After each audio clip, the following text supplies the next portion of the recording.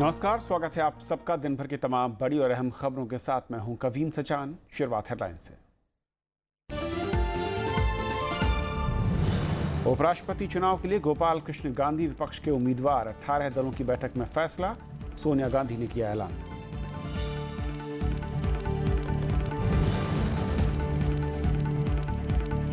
JDU की RJD को चेतावनी, तथ्यों के साथ दें आरोपों का जवाब। आरजेडी का ऐलान, इस्तीफा नहीं देंगे तेजस्वी यादव।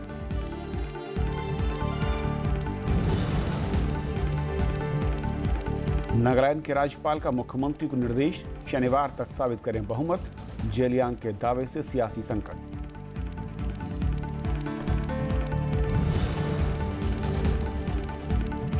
हमले के बावजूद अमरनाथ यात्रा जारी, कड़ी सुरक्षा के बीच जत्थे रवाना। राष्ट्रपति, उपराष्ट्रपति और प्रधानमंत्री ने की निंदा, विपक्ष ने चूक पर मांगा जवाब।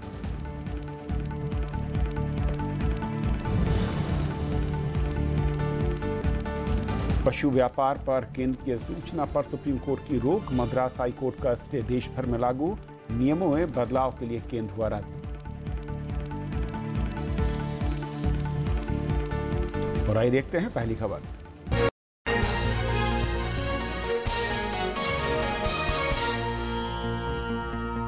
उपराष्ट्रपति चुनाव के लिए पूर्व राज्यपाल गोपाल कृष्ण गांधी विपक्ष के उम्मीदवार होंगे। 18 दलों की बैठक में आज ये फैसला लिया गया। बैठक में जेडीयू भी शामिल थी, जो राष्ट्रपति चुनाव में एनडीए उम्मीदवार का समर्थन कर रही है। गोपाल कृष्ण गांधी ने कहा कि वो उम्मीदवारी को लेकर पूरी तरह गंभीर है। उपराष्ट्रपति चुनाव के लिए मंगलवार को संसद परिसर में 18 विपक्षी दलों की बैठक हुई। इसमें पश्चिम बंगाल के पूर्व राज्यपाल और महात्मा गांधी के पौत्र गोपाल कृष्ण गांधी को उम्मीदवार बनाने का फैसला हुआ। कांग्रेस अध्यक्ष सोनिया गांधी ने उनके नाम का ऐलान किया।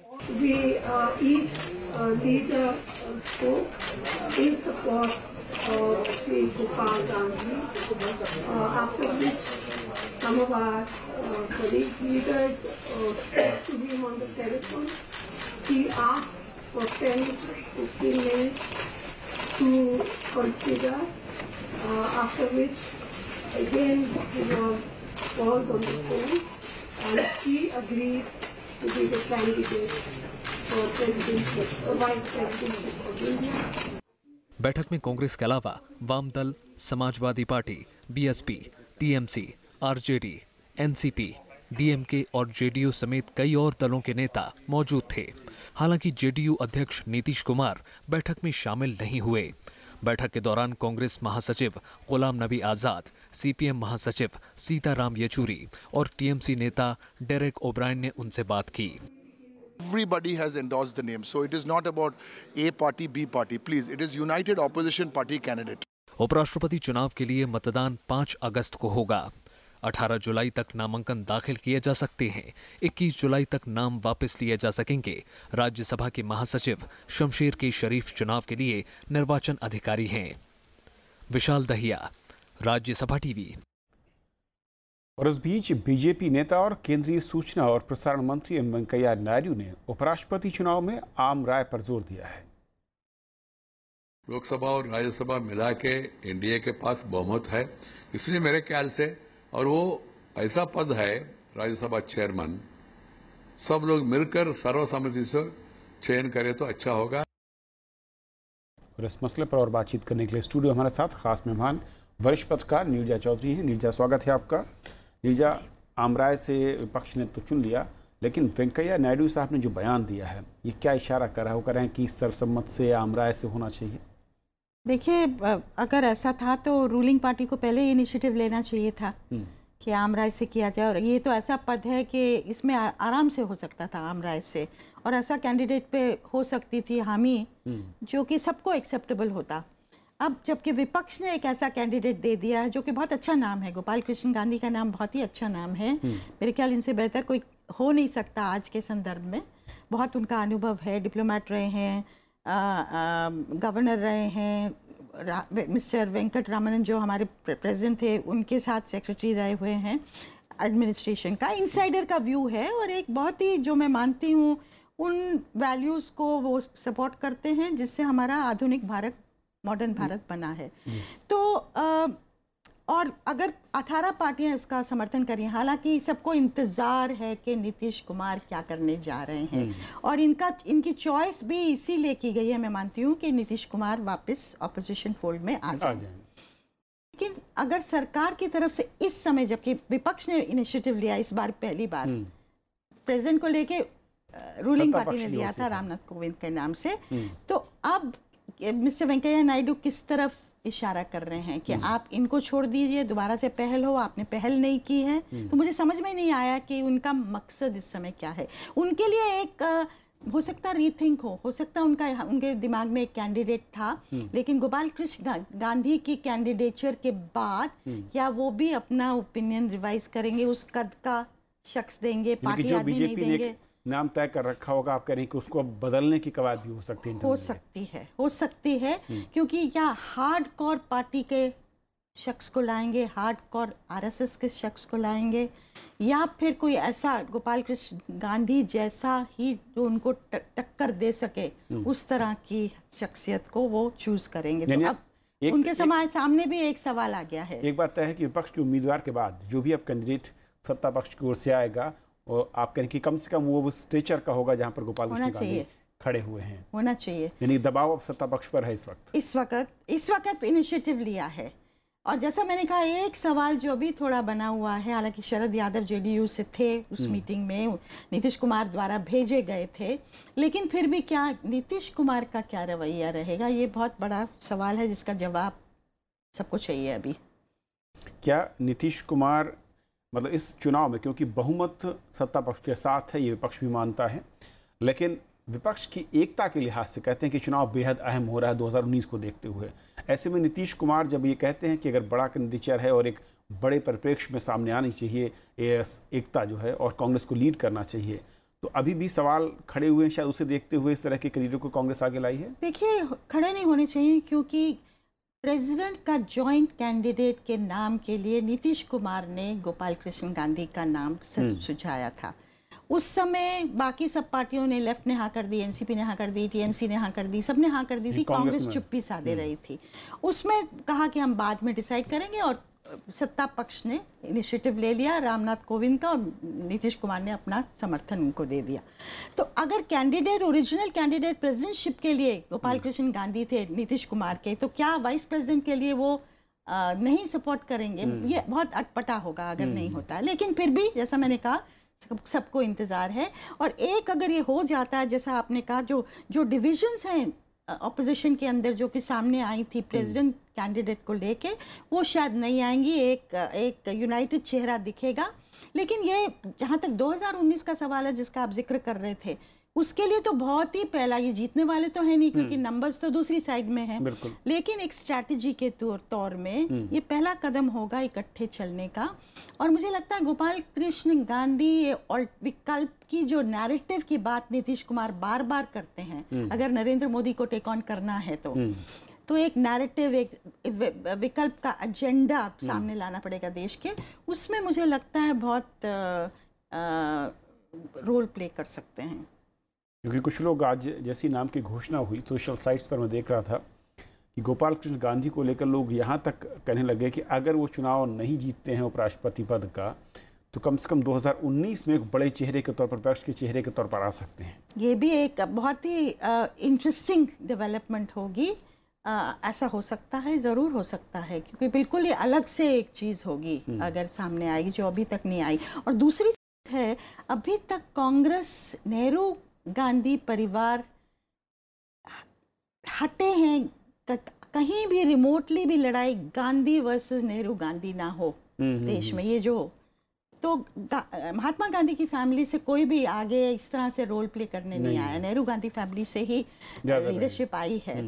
तो क्या गांधी प्लस गांधी अगर हो जाता है तो क्या उसमें एक नई ऊर्जा आएगी उस लड़ाई में? ये सब सवाल है, होगा नहीं होगा, कांग्रेस क्या सोचेगी, ये सब बहुत ही अभी तो अटकलबाजी होगी इस सब पे कुछ कहना। एक आखिरी सवाल मैम कि जिस तरीके से अब, क्योंकि अब इंतजार सबको है, हम सबको, आपको भी, कि सत्ता पक्ष किस नाम के साथ सामने आता है, जो तमाम कॉम्बिनेशन देख रहे हैं, और राज्यसभा में जिस तरीके की एक, मैं कहूँ कि सदन के संचालन की दक्षता चाहिए होती है, उस लिहाज से अगर आप टटोलती हैं तो क्या कुछ नजर आता है? देखिए, एक बीजेपी के नेता से हमने अभी पूछा था कि कौन हो सकते हैं। उन्होंने कहा ये क्यों खपत करनी, 2 ही लोग हैं जो जानते हैं, 2-3 लोग वो ही बताएंगे, उस पर कवायद करना ही बिल्कुल बेकार बात है। तो हम, आपको याद है प्रेसिडेंट के लिए भी कितनी अटकल हुई थी कि कौन हो सकता है, ये होगा नहीं होगा, और उसमें से कोई भी नहीं था। तो ये चीज़ तो मिस्टर नरेंद्र मोदी, मिस्टर अमित शाह और मोहन भागवत ही जानते हैं, मैं मानती हूँ। चलिए, बहुत बहुत शुक्रिया आपका इस चर्चा में शामिल होने के लिए। Thank you. ये थी पहली खबर। छोटा सा ब्रेक और ब्रेक के उस पार दिन भर की दूसरी बड़ी खबरें।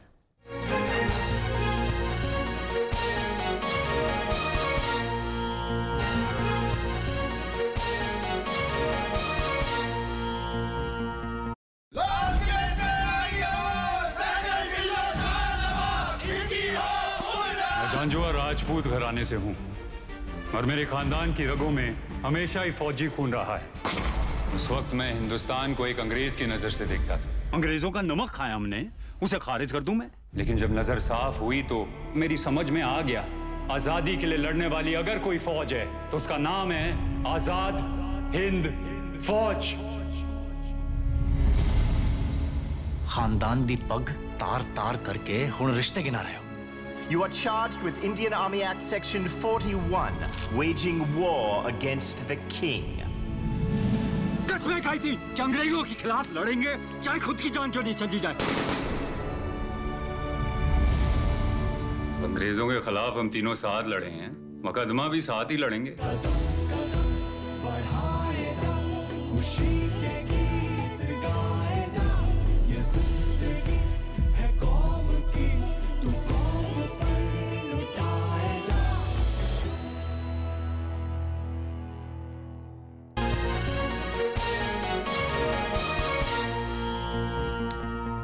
जेडीयू ने कहा है कि आरजेडी को अपने नेताओं पर लगे आरोपों का सिलसिलेवार जवाब देना चाहिए। बैठक के बाद पार्टी ने आरजेडी के सामने ये मांग रखी है। बीजेपी इसे अल्टीमेटम के तौर पर देख रही है, तो आरजेडी ने फिर साफ किया कि तेजस्वी यादव इस्तीफा नहीं देंगे। बिहार में बदलते सियासी समीकरणों के बीच मंगलवार को सत्ताधारी जेडीयू की अहम बैठक हुई। वैसे तो बैठक में संगठन को मजबूत करने पर चर्चा हुई, लेकिन भ्रष्टाचारों के आरोपों पर इशारों में आरजेडी को चेतावनी भी दे दी। जनता का वह जनादेश है, हम उसका पालन करना जानते हैं, लेकिन हम यह उम्मीद जरूर करते हैं कि अगर आरोप लगा है तो तथ्यों का विवरण जनता के बीच पेश किया जाना ये जनमानस की अपेक्षा है और हम उम्मीद करते हैं कि ऐसा होगा। अभी तो सुन के पक्ष विपक्ष के जो उचित निर्णय मुख्यमंत्री 4 दिन के बाद कुछ फैसला सुनाएगा। आरजेडी ने फिर दोहराया है कि उप मुख्यमंत्री पद से तेजस्वी यादव के इस्तीफे का सवाल ही पैदा नहीं होता। तेजस्वी प्रसाद यादव जी का कार्य डिप्टी चीफ मिनिस्टर के रूप में, भवन निर्माण मंत्री के रूप में, पथ निर्माण मंत्री के रूप में अति संतोषजनक और सराहनीय रहा है और कहीं भी इस अवधि में कोई आरोप इन पर नहीं लगा है, इसलिए इनके रिजाइनेशन का कहीं कोई प्रश्न ही नहीं उठता है। जेडीयू की मांग को बीजेपी अल्टीमेटम की तरह देख रही है। एक प्रकार का जनता दल यू ने राजद को अल्टीमेटम दे दिया है, आप जवाब दीजिए। तो तेजस्वी यादव और लालू यादव जवाब दें, इस 3 एकड़ जमीन के हम मालिक कैसे बन गए। सोमवार को आरजेडी की बैठक भी हुई थी। इसमें स्पष्ट कर दिया गया था कि उप मुख्यमंत्री तेजस्वी यादव पद से इस्तीफा नहीं देंगे। पार्टी का आरोप था कि केंद्र सरकार जांच एजेंसियों की मदद से महागठबंधन की सरकार को अस्थिर करना चाहती है। सीबीआई ने भ्रष्टाचार के आरोप में तेजस्वी यादव के खिलाफ एफआईआर दर्ज की है। बीते शुक्रवार को लालू प्रसाद यादव से जुड़े 12 ठिकानों पर छापेमारी की गई थी। Bureau report, Rajya Sabha TV. आतंकी हमले के बाद अमरनाथ यात्रा की सुरक्षा और बढ़ा दी गई है। दिल्ली और श्रीनगर में सुरक्षा हालात की समीक्षा के लिए उच्च स्तरीय बैठक हुई। गृह राज्य मंत्री, सेना प्रमुख, सीआरपीएफ के डीजी श्रीनगर पहुंचे हैं। केंद्र और गुजरात सरकार ने हमले के पीड़ितों के लिए मुआवजे का ऐलान भी किया। राष्ट्रपति, उपराष्ट्रपति और प्रधानमंत्री समेत कई नेताओं ने हमले की निंदा की है और मारे गए लोगों को श्रद्धांजलि दी गई।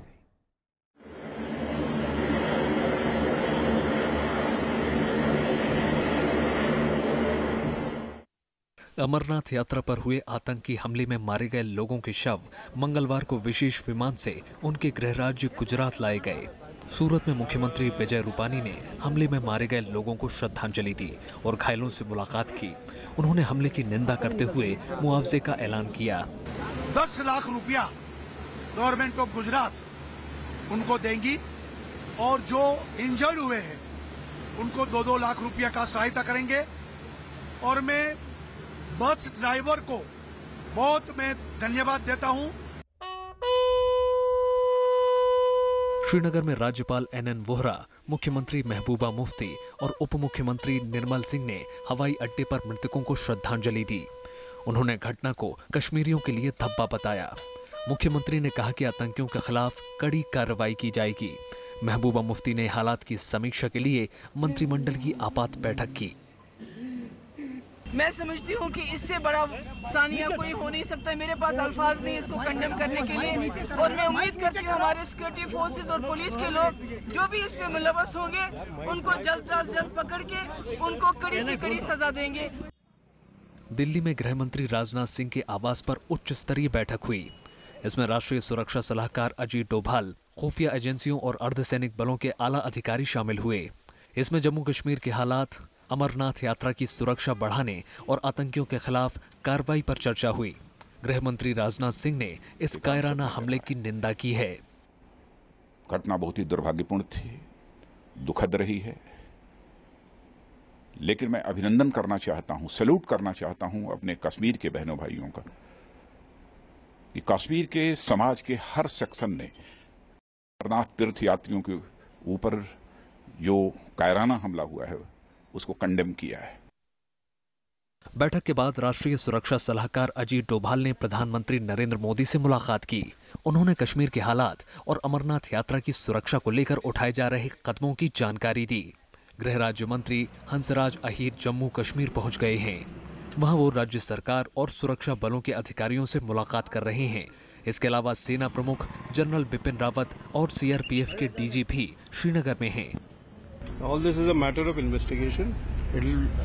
It is being investigated by the Jammu and Kashmir police, and soon we'll know how it all happened. इस बीच अमरनाथ यात्रा को लेकर श्रद्धालुओं का जोश कम नहीं हुआ और मंगलवार को नया जत्था रवाना हुआ।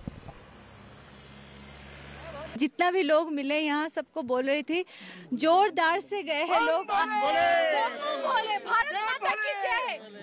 मैं असम से आया हूँ, कोई डर नहीं क्योंकि हम लोग को इंडियन आर्मी इतना स्ट्रांग है, सारे पहाड़ों में पूरा हम लोग को लिए गार्ड दे के रखा है, कोई डर नहीं है।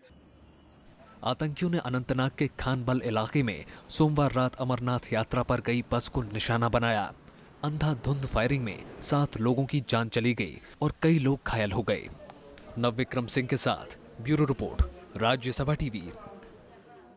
कांग्रेस समेत विपक्षी दलों ने अमरनाथ यात्रियों पर हुए आतंकी हमले की निंदा की है और इसे मानवता पर हमला करार दिया। साथ ही यात्रियों की सुरक्षा में चूक पर सवाल खड़े किए। आतंकी हमले के खिलाफ देश भर में विरोध प्रदर्शन भी हुआ।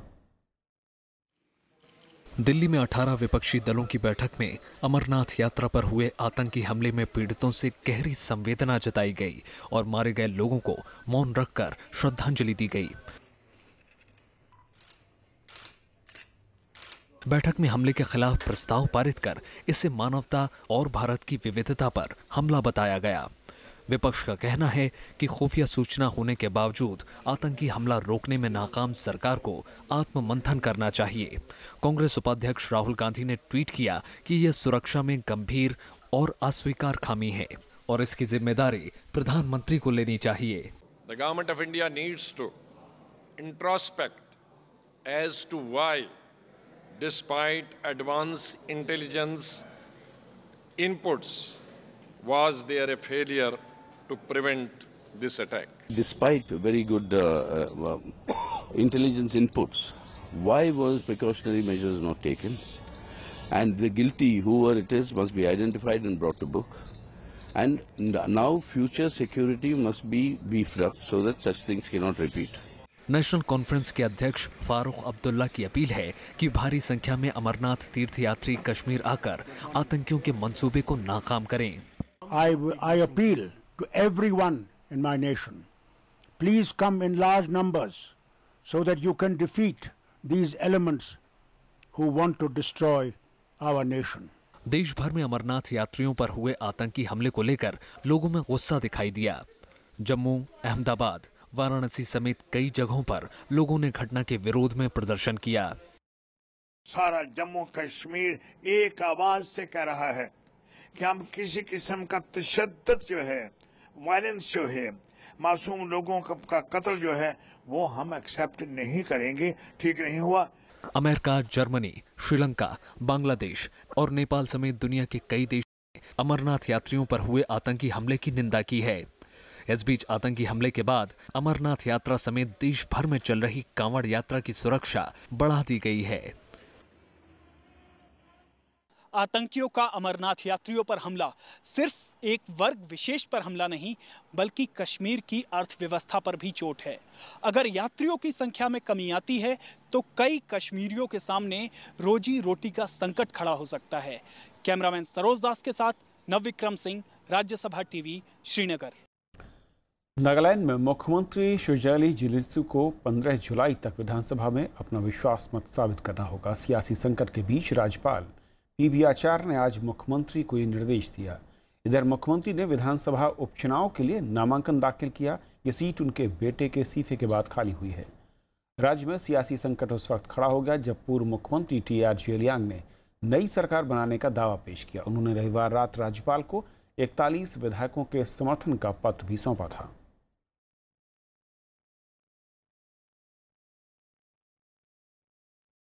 वित्त मंत्री अरुण जेटली ने विकास और रोजगार बढ़ाने के लिए बैंकिंग व्यवस्था को बढ़ाने पर जोर दिया है।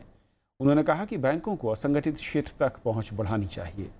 वित्त मंत्री दिल्ली में नाबार्ड के स्वयं सहायता समूह बैंक लिंकेज कार्यक्रम के 25 साल पूरे होने के मौके पर बोल रहे थे। इस कार्यक्रम में महिलाओं को प्राथमिकता दी जाती है। 1992 में शुरुआत के बाद से अब तक कार्यक्रम के तहत 10 करोड़ से ज्यादा ग्रामीण परिवारों को मदद मिली है।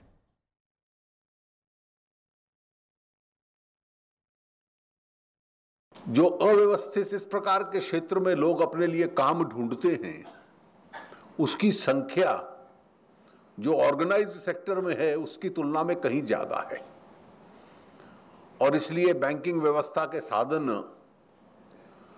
अलग अलग योजनाओं के माध्यम से इस क्षेत्र के अंदर डाइवर्ट हों तो शायद उसमें रोजगार बनाना और रोजगार बढ़ाना दोनों की क्षमता बढ़ती है। सुप्रीम कोर्ट ने वध के लिए पशुओं की खरीद बिक्री से संबंधित केंद्र की अधिसूचना पर आज रोक लगा दी। सुप्रीम कोर्ट ने मद्रास हाई कोर्ट के स्टे आदेश को पूरे देश में लागू करने का निर्देश दिया। केंद्र अगले 3 महीने में नए नियम बनाएगी। केंद्र ने बताया कि वध के लिए पशुओं की खरीद बिक्री पर रोक के लिए नियमों में बदलाव की प्रक्रिया चल रही है। कोर्ट ने केंद्र को यह अंडरटेकिंग देने पर मजबूर किया कि वो पिछले दिनों जारी अधिसूचना का क्रियान्वयन नहीं करेगी। 23 मई को पर्यावरण मंत्रालय ने नई अधिसूचना जारी की थी, जिस पर मद्रास हाई कोर्ट ने रोक लगा दी थी। केंद्र सरकार ने माना है कि नोटिफिकेशन के ऊपर उनके जो सेक्रेटरी हैं वो पुनर्विचार कर रहे हैं और कुछ वक्त मांगा है। लगभग अगस्त तक वो इनको पुनर्विचार के लिए रीनोटिफाई करने के लिए रेडी हो जाएंगे। और उन्होंने माना है कि जो मदुराई बेंच का जो स्टे ऑर्डर है regarding this notification will be extended. Supreme court ने कहा है कि सतलुज यमुना लिंक नहर पर उसके फैसले का सम्मान होना चाहिए। कोर्ट ने कहा कि पंजाब और हरियाणा को इस फैसले को लागू करना चाहिए। अदालत ने दोनों राज्यों से सुनिश्चित करने को भी कहा कि इस मसले पर कोई धरना प्रदर्शन नहीं हो। सुनवाई के दौरान केंद्र ने कहा कि वो दोनों राज्यों के बीच सुलह के लिए बातचीत करा रहा है। कोर्ट ने इसके लिए 2 महीने का वक्त दिया है। अगली सुनवाई 7 सितंबर को होगी। दार्जिलिंग में गोरखालैंड के 4 प्रदर्शनकारियों की मौत के बाद आज पहली बार गोरखालैंड समिति की बैठक हुई। अलग अलग पार्टियों से बनी 22 सदस्यीय समिति ने बेमियादी बंद जारी रखने का ऐलान किया है। समिति के कई सदस्य 15 जुलाई से आमरण अनशन पर बैठने वाले हैं। दार्जिलिंग में सुबह 11 बजे से इस अनशन की शुरुआत होगी। 14 जुलाई को सिलीगुड़ी और दार्जिलिंग में DM और SDO दफ्तर का भी घेराव होगा। बैठक में 16 जुलाई को दार्जिलिंग से सिलीगुड़ी तक एक विशाल जुलूस निकालने पर सहमति बनी। 23 जुलाई को गोरखा एकता दिवस के तौर पर मनाया जाएगा और पश्चिम बंगाल सरकार से लिए गए पुरस्कारों को गोरखालैंड के समर्थक वापस करेंगे। आरजेडी सांसद मीसा भारती मनी लॉन्ड्रिंग मामले में आज ईडी के सामने पेश हुई। ईडी ने मीसा से इस मामले में पूछताछ की। उन्हें कल पूछताछ के लिए समन भेजा गया था। शनिवार को निदेशालय ने मीसा और उनके पति से जुड़े 3 फार्म हाउस पर छापेमारी की थी। भारत ने कहा है कि चीन के साथ सीमा पर तनाव को दूर कर लिया जाएगा। विदेश सचिव एस जयशंकर ने सिंगापुर में एक सेमिनार में कहा कि दोनों देशों के बीच पहले भी इस तरह का विवाद हुआ है जिसे सुलझा लिया गया। उन्होंने बताया कि भारत और चीन के बीच तनाव पूरे विश्व में अस्थिरता को बढ़ावा दे सकता है। सिंगापुर में मंगलवार को एक सेमिनार में विदेश सचिव एस जयशंकर ने शिरकत की। इस मौके पर उन्होंने भारत चीन सीमा पर तनाव को लेकर भारत का पक्ष साफ किया। उन्होंने कहा कि दोनों देशों के बीच करीब 3,500 किलोमीटर लंबी सीमा में कई बार विवाद हुए हैं, लेकिन हर बार उसे सुलझा लिया गया है। इसलिए मौजूदा विवाद के बारे में ये नहीं समझना चाहिए कि ये हल नहीं होगा। इस पर प्रधानमंत्री नरेंद्र मोदी और चीन के राष्ट्रपति शी जिनपिंग दोनों संजीदा हैं। It is likely from time to time that there are differences. I think it's not the first time that has happened. And when such situations arise, in many ways, how we handle it, as I pointed out in my remarks, is a test of our maturity. I see no reason why, having handled so many situations in the past, we would not be able to handle this one. विदेश सचिव S Jaishankar ने खास तौर पर जिक्र किया कि भारत और चीन के बीच अस्ताना में एससीओ शिखर सम्मेलन के वक्त दोनों देशों के प्रमुखों ने इस बात पर सहमति जताई थी कि भारत और चीन को मतभेदों के झगड़े में नहीं बदलने देना चाहिए और दोनों देशों के बीच शांति दुनिया में स्थिरता के लिए जरूरी है। सिक्किम के डोका-ला में सीमा विवाद को लेकर भारत और चीन की सेना के बीच तनाव है और दोनों देशों की सेनाएं यहां डटी हुई हैं। अखिलेश सुमन, राज्यसभा टीवी। अरुणाचल प्रदेश के पापम पेर जिले में भारी बारिश के चलते हुए भूस्खलन में 14 लोगों की मौत की आशंका है। राहत और बचाव का काम जारी है। जिले में 4 दिन से लगातार बारिश हो रही है, जिसके चलते सामान्य जनजीवन अस्त व्यस्त है। तो इस बुलेटिन में फिलहाल इतना ही। नमस्कार।